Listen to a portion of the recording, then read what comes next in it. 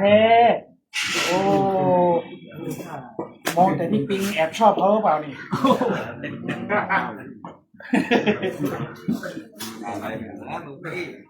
เยอะดีแล้วครับมากันครบแล้วนะครับท้ายพอดีนะเฮ้ยพี่เย็นไม่เอาเลย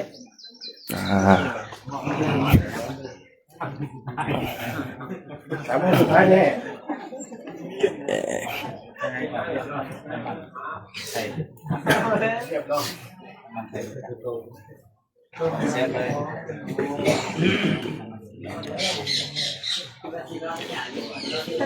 พร้อมกันแล้วให้เราหุบเข่าขึ้นนะครับ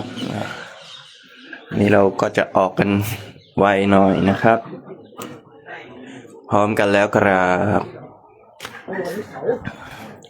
กราบกราบ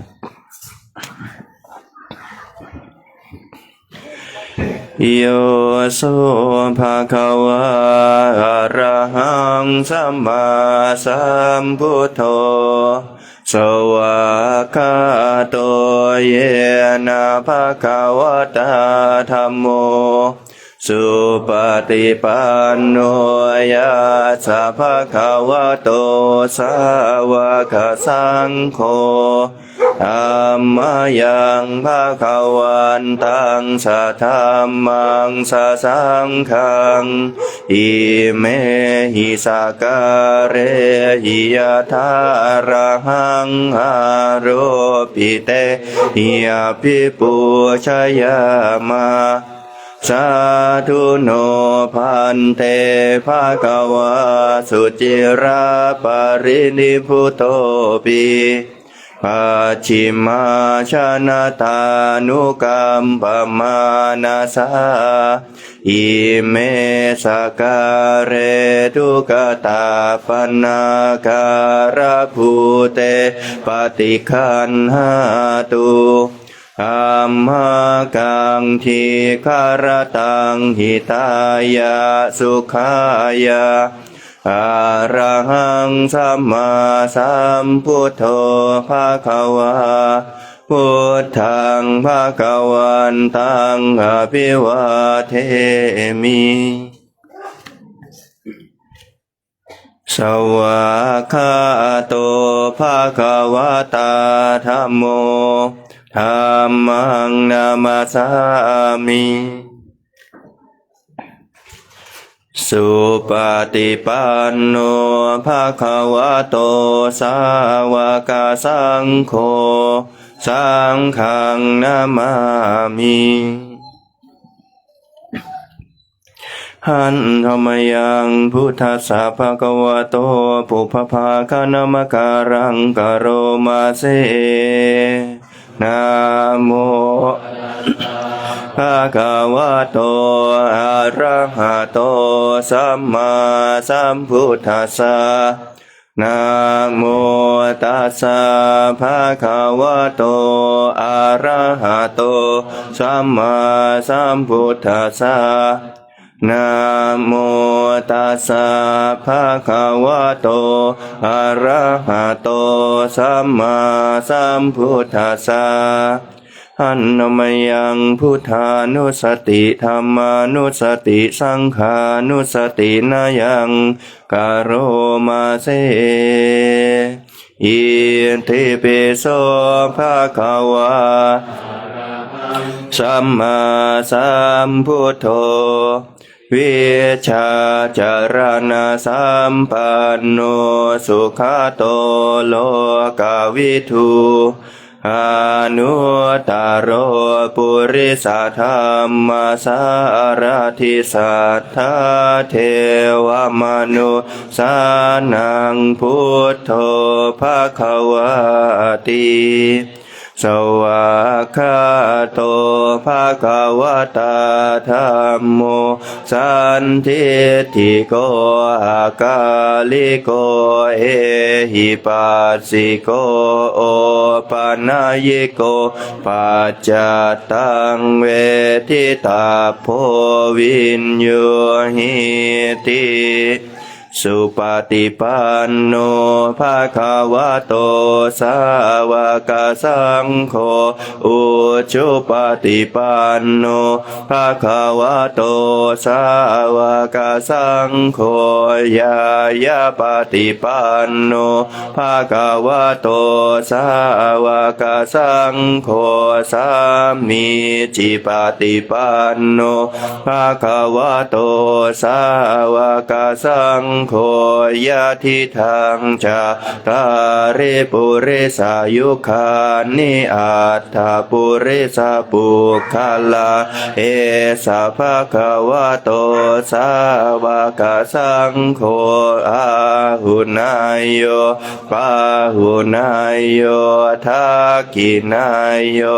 อัญชลิการณิโยอนุตตรังปุญญเขตังโลกัสสติให้เรานั่งทำความสงบกันสัก2 นาทีนะครับ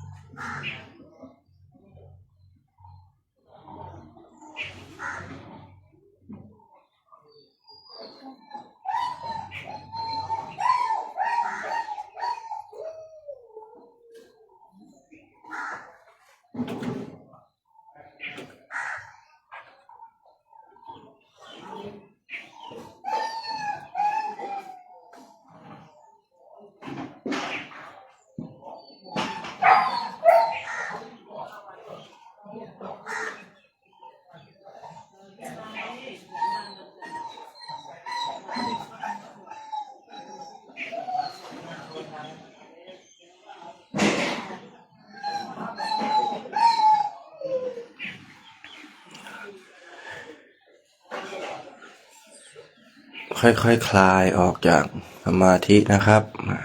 พร้อมกันก็กราบลาพระรัตนตรัยพร้อมกันอะระหังสัมมาสัมพุทโธภะคะวาพุทธังภะคะวันตังอภิวาเทมิสวากขาโตภะคะวะตาธัมโมธัมมังนามัสสามิสุปฏิปันโนภะคะวะโตสาวกสังโฆสังฆังนามามิมาตาปิตุกุณังอหังวันทามิครูอุปัชฌาจาริยกุณังอหังวันทามิวันนี้กลุ่มไหนนำครับกลุ่ม2นิมนต์ตั้งแถวก่อนเลยครับ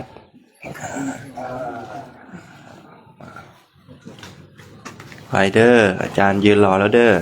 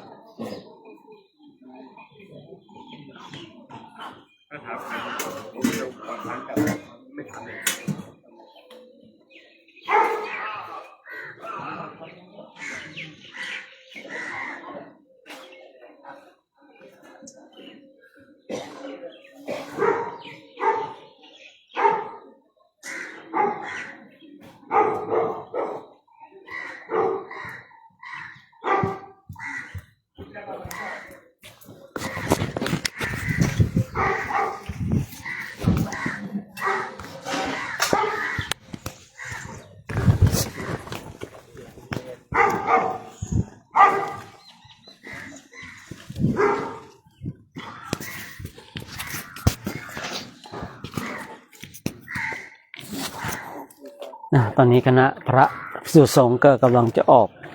พิจารณาอาหารกันนะในช่วงวันนี้นะในช่วงวันนี้ก็เป็น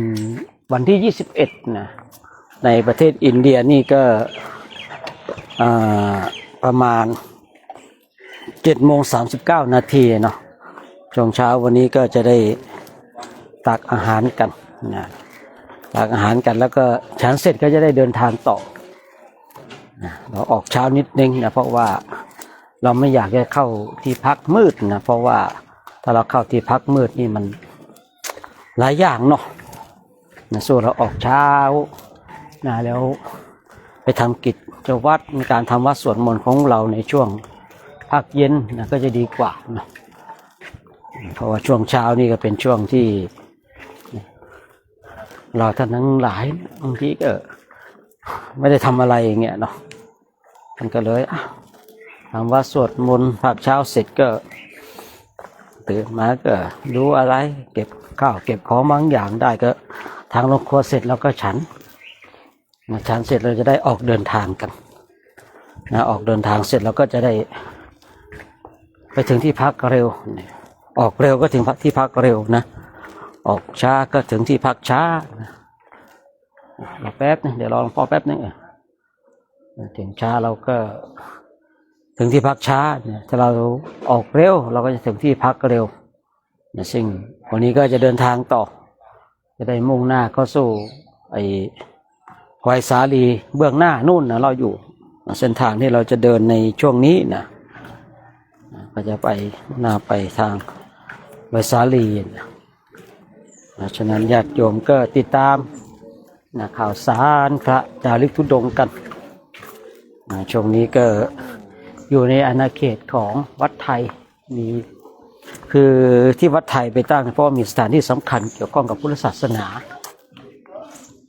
แต่ถ้าว่าไม่มีวัดนั่นแสดงว่าไม่ได้มีสถานที่เกี่ยวข้องกับพุทธศาสนาต่อไปญาติโยมท่านทั้งหลายก็จะได้เห็นบรรยากาศของพระพักโรงเรียนแต่พักโรงเรียนก็เป็นวัดนะโรงเรียนก็ถ้าเราอยู่ถ้าเราพักตรงไหนตรงนั้นคือวัดหมดนะ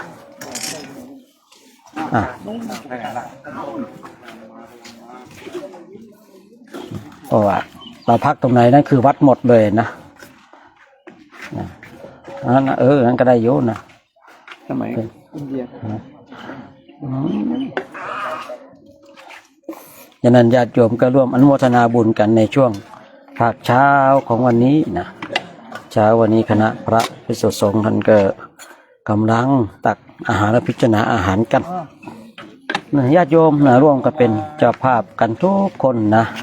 ท่านที่ได้ร่วมถวายจตุปัจจัยมานะทุกคนนะคือเราก็ถวายในนามแล้วกันเนาะถ้าให้จดรายชื่ออ่านทุกคนนี่คงไม่ได้ฉันข้าวพอดีนะเอาเท้าแย่มาด้วยนะกะว่าถ้าเหยียบก็จะกัดอะไรหมาหยอกต้องเป็นห่วงอาจารย์โชคใช่ครับ ผมก็เอะอะโวยวายไปเลย อืม ว่าท่านโชคดี วันนี้ของปิดนะของไม่เสื่อมกระถางไม่เสื่อมวันนี้ ญาติโยมเนาะวันนี้ก็มาร่วมกันอนุโมทนากันร่วมกันอนุโมทนาสาธุการกันเนาะเพราะว่าพระเราก็ไม่มีอะไรมากกับญาติโยมนะไม่มีอะไรมากมายก็อยู่กันแบบง่ายๆสบายๆญาติโยมร่วมโมทนากันเดี๋ยวญาติโยมก็ร่วมรับพรพร้อมกันเด้อนะเพราะว่าคือเรา มากระทัน คือเราได้ร่วมกันเป็นเจ้าภาพทุกๆคนนะญาติโยมนะ ไปถึงเหนือมาตั้ง ร่วมญาติโยมร่วมกันเป็นเจ้าภาพกันทุกคนนะนี่ก็โมทนาสาธุการร่วมกันนะญาติโยมเนาะเดี๋ยวร่วมรับพรด้วยกันนะญาติโยมนะร่วมรับพรด้วยกัน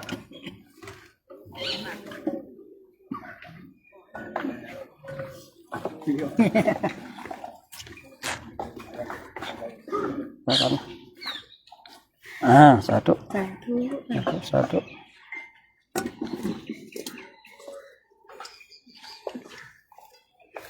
ไปตากอาหารไปญาติโยมที่ชมและสวดอยู่นะทางบ้านก็ร่วมอนุโมทนาบุญกันนะ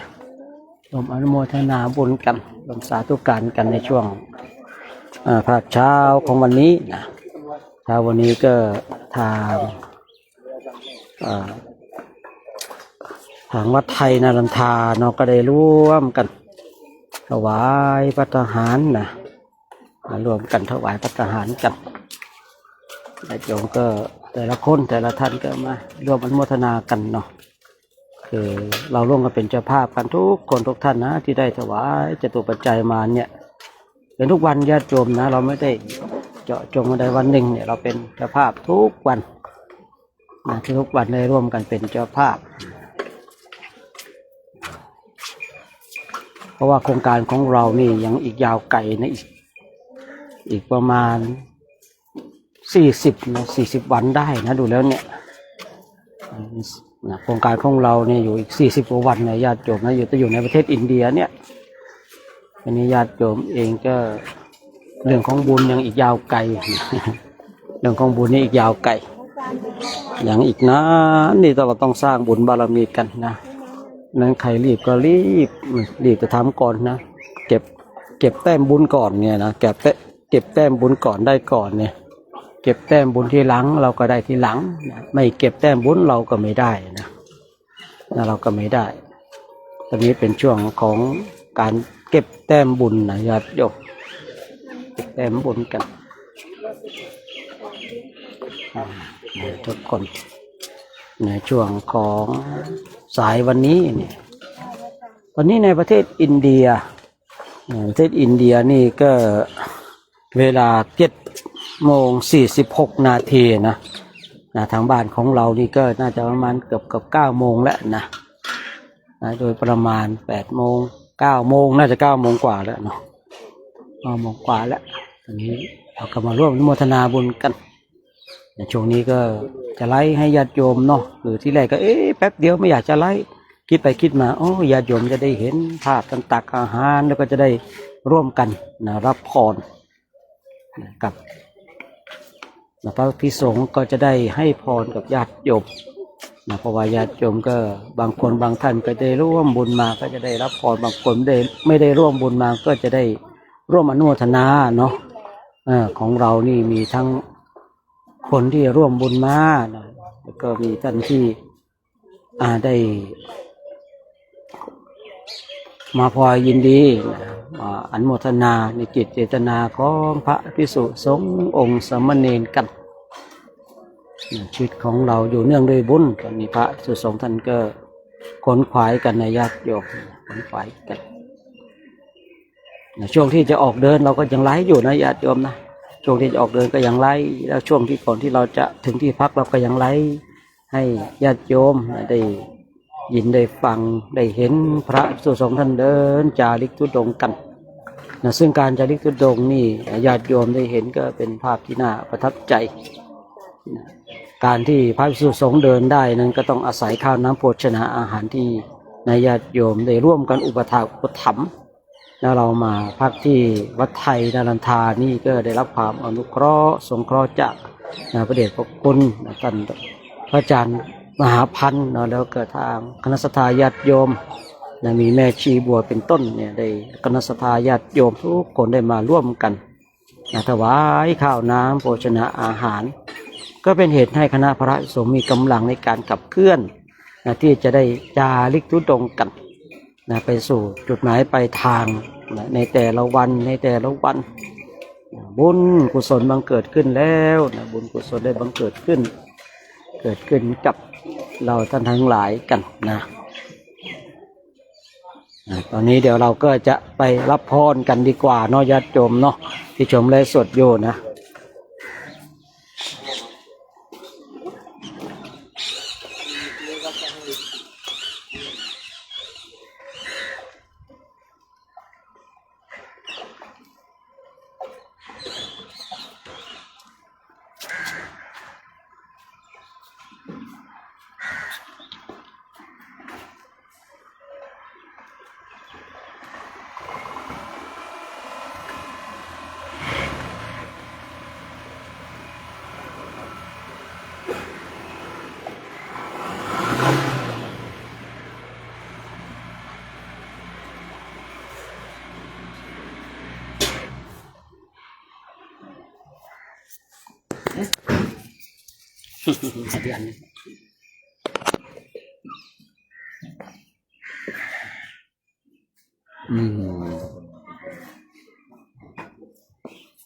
นั้นเปิดยัง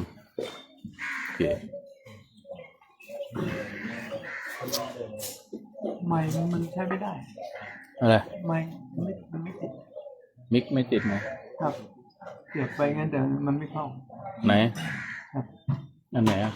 ก็ผมดูที่ไลฟ์สดที่นาราธา ไม้อยู่กับปากผม แต่คนเดินทั้งที่เดินผ่านโทรศัพท์ได้ยินเสียงชัดกว่า ครับแต่ผมพูดปากอยู่กับไม้ไม่ได้ยินแสดงว่ามันไม่ได้ทำงานไม่ใช่ เทวดาสกัดดาวลุ่งนะสิ ฮะ เทวดาสกัดดาวลุ่ง ไม่ผมอ่านคอมเมนต์เข้ามาก็ไม่ได้บอกว่าเสียงไม่ดีก็เลยสงสัย แต่วันนั้นไงก็เมื่อวานที่ตอนที่บรรยายไงสกัดดาวลุ่งนี่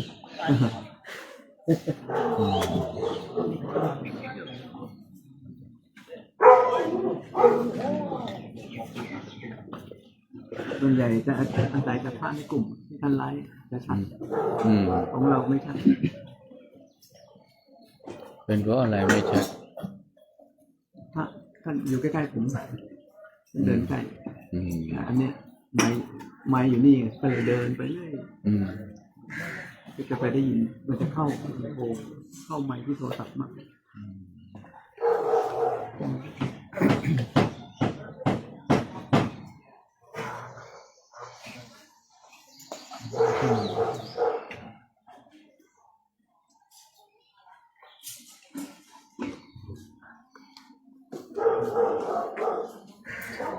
นั่งร้านรุ่นใหม่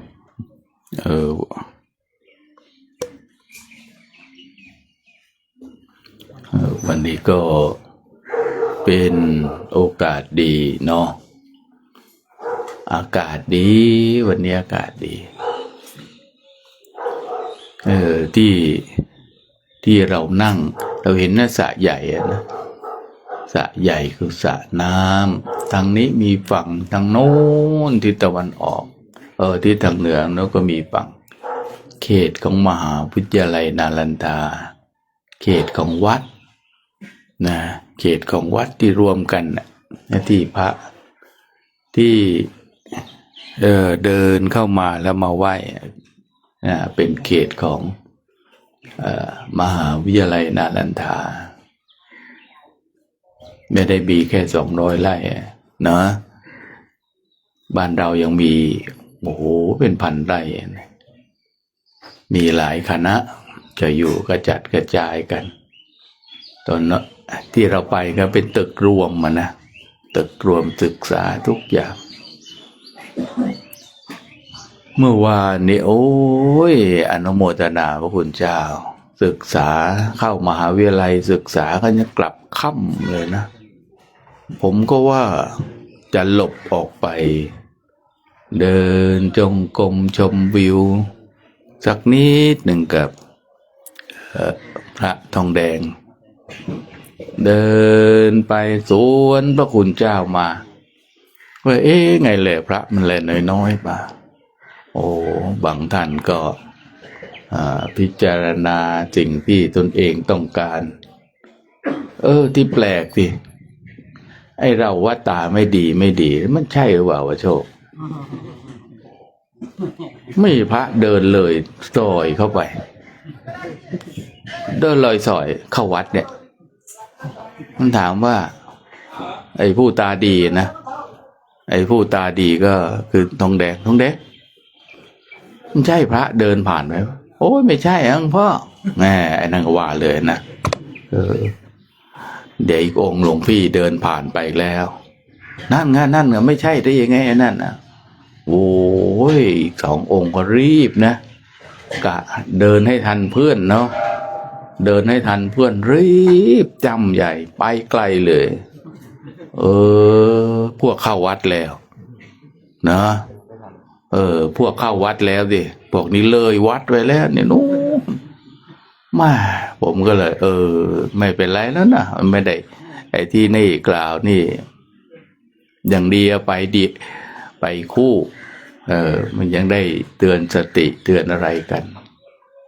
นะไอ้ที่เดินเดี่ยวไปเนี่ยตามเพื่อนไปนะเดินไปพวกหายนะเดินไปข้างหน้าในอินเดียซอกซอยมันก็ไม่ธรรมดาทางเข้ามันจะคล้ายๆกันทำไมสังเกตให้ดีนะที่ตรงนี้นะเดินไปลงเดินเลยวัดนาลันทา ไม่ธรรมดาเหมือนกันเข้าถูกนะเข้าประตูวัดมานะเข้าที่ประตูวัดมานะถูกแล้วแต่ว่าเลยเดินเลยไปไอ้เราก็ไม่อยากจะที่จะออกมาก็เดินออกมานิดๆหน่อยๆก็ได้เห็นพระคุณเจ้ากันการได้เข้าไปสู่มหาวิทยาลัยคือความยิ่งใหญ่ของพระสงฆ์นะพระคุณเจ้าโน้นพระหลายที่มา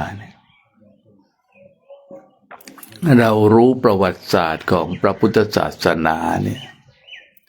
อาศัยพระถังทำจังนะเป็นนักศึกษาเป็นอธิการดีนะถ้าทางเหนือนี่บดีนี่อีสานลาวก็คงไม่ดีนี่บดีแม่นบ่แสงอรุณแสงอรุณบดีอธิการบดีโน่นตึกตรงโน้นเขาเรียกว่าตึกอธิการบดีที่ก็อยู่ที่เราเข้าไปดูนะที่พระเขาพูดว่านี่เขาเรียนสูตรไอ้นั่นไอ้นี่กันนะไม่ใช่ที่ก็ชอบฮิตคือสูตรในสูตรของไอ้นั่นอะไรสูตรที่ของพราหมณ์ก็มาเรียนรู้ก็ไม่ใช่ก็เรียนรู้แต่มันก็เรียนรู้กันเป็นมหาลัยนะเป็นข้อศึกษาการเรียนรู้แต่ไม่ได้มีแต่ทฤษฎีสิ่งที่ลงมือปฏิบัติก็คือการหล่อการแกะตรงนี้นะลงมือปฏิบัติหล่อพระเนี่ยแต่พระคุณเจ้าบางรูปเนี่ยเคยไปที่ถ้ำอาจันตาโลล่าก็ดีนะแล้วก็ไปดูพระพุทธรูปของ เชียงแสนหน้าก็จะคล้ายๆกันนะก็แสดงว่าช่างสกุลเดียวกันก็คือว่าพระคุณเจ้าเนี่ยท่านเรียนจบจากมหาวิทยาลัยเนี่ยนะมหาวิทยาลัยนาลันทาแล้วก็เดินไปประเทศไทยเมื่อก่อนไม่ใช่ประเทศไทยเป็นเชียงแสนเมืองหนึ่งไปที่เชียงแสน แต่ก็สำนักราชวังเขาก็ถวายให้หล่อไปจวนสำนักราชวังหล่อพระเราจะเห็นว่าพระเชียงแสนก็เป็นอีกรูปแบบหนึ่งกับพระที่ในที่เขาหล่อกันนะที่แถบนั้นนะทั้งหมดอ่ะไม่ใช่ว่าเป็นล้านนาล้านช้างอะไรก็แล้วแต่ที่หล่อกัน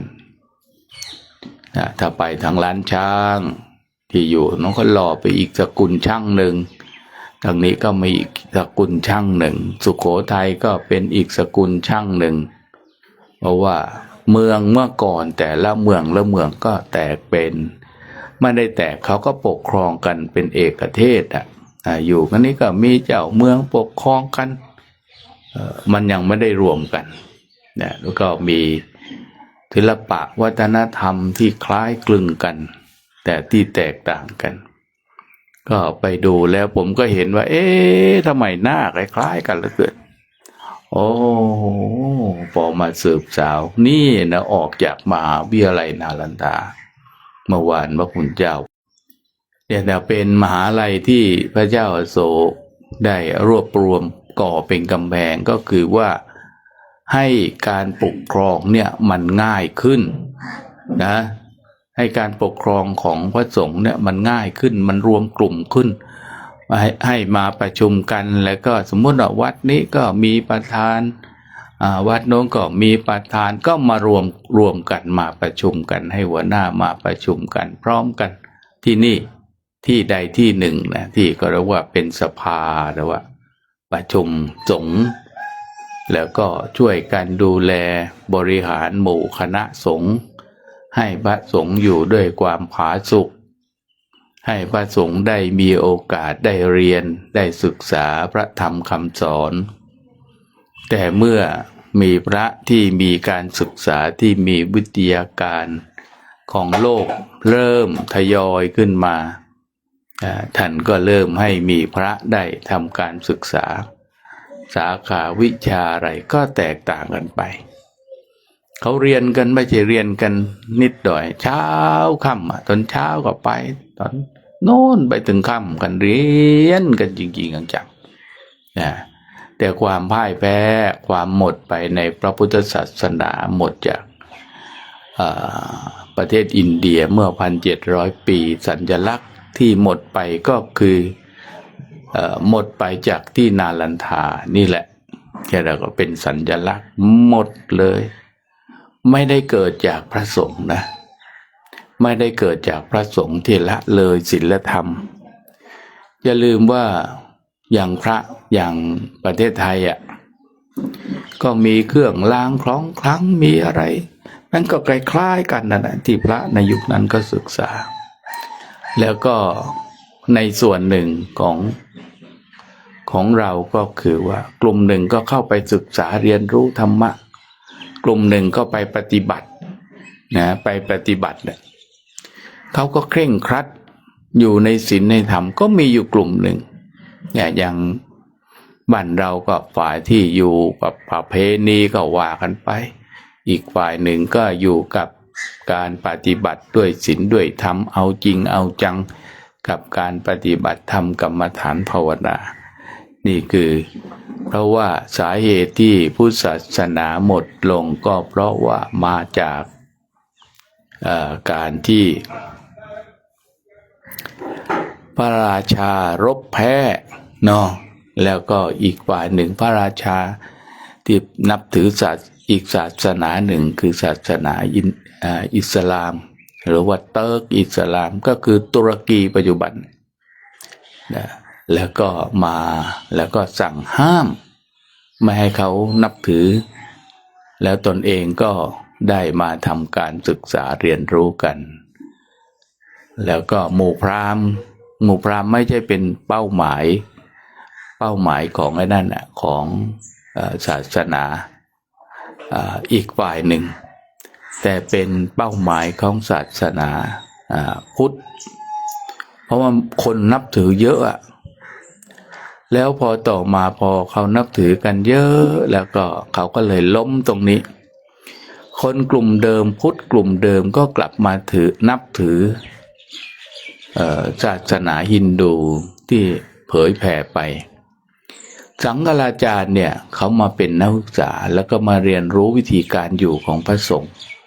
แล้วก็ก๊อปเอาไปเพราะว่าเมื่อก่อนพราหมณ์เนี่ยเป็นศาสนาพราหมณ์นี่จะไว้ผมยาวตัดผมไม่ได้นะท่านตัดผมมาจังไรเขาจะบอกว่าพวกสัมมณะโลนเนี่ยพวกเนี้ยพวกคนไม่มีชาติไม่มีตระกูลพวกขบทิ้งอะไรก็ว่าไปก็คำด่าคงยุคนั้นนะเขาเรียกว่าพวกสัมมณะโลนพอต่อมาสังฆราชาได้มาเรียนรู้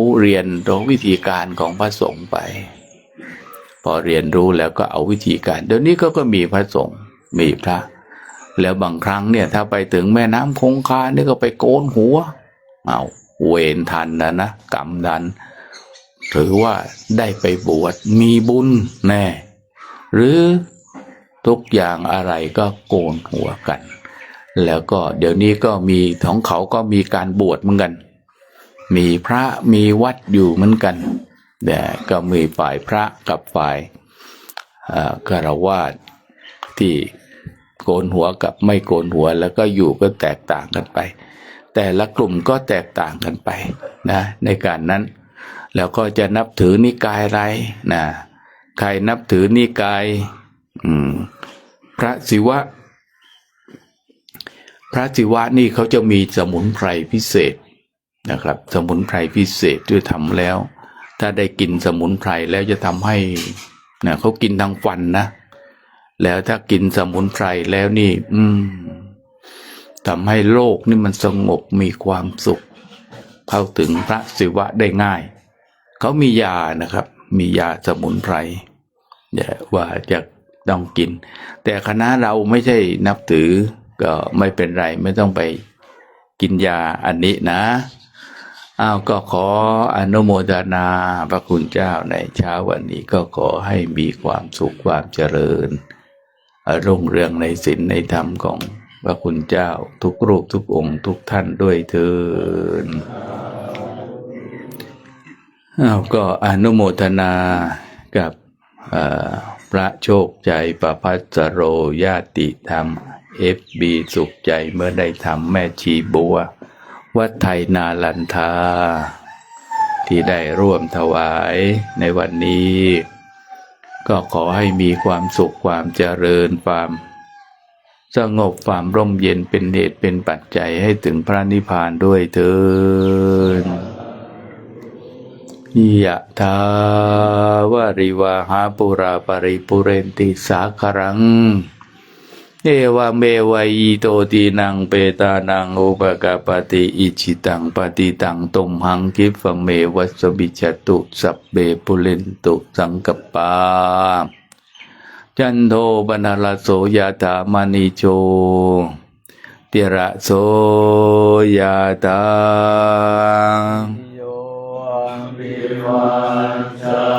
ตุสัมปโรโควิสันตุมาเตมภวัน